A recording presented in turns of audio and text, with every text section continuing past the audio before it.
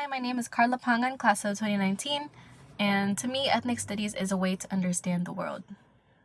Ethnic studies, I learned about stories that I was never told, and it really made me change the way I saw the world. I think in a lot of other classes, you're told that this is how things are, but ethnic studies pushes further, and it makes you question, like, why are things the way they are? For who is it benefiting? And how did things come to be? And so, learning about systems of oppression and like racism, for example, learning how they're intentional and it took a lot of hard work to create and uphold those systems, it makes you really question everything else and it makes you ask why. So I think because of ethnic studies, everywhere I go, I'm critical of what I'm hearing and I know that there is always more to the story.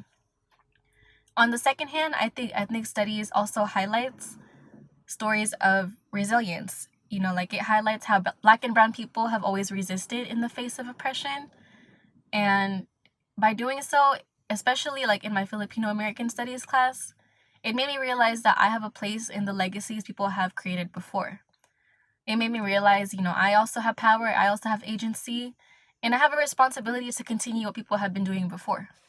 And so right now I am a middle school teacher with Pinoy Pinay Educational Partnerships, and I teach Filipino American Studies to middle schoolers.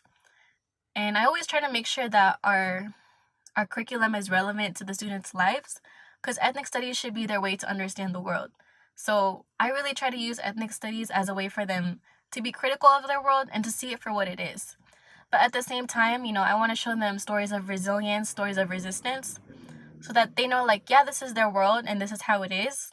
But I also want them to know that like they're a part of changing it and that they can imagine a different world. Ethnic studies is hope because we learn what we do so that we can regain humanity.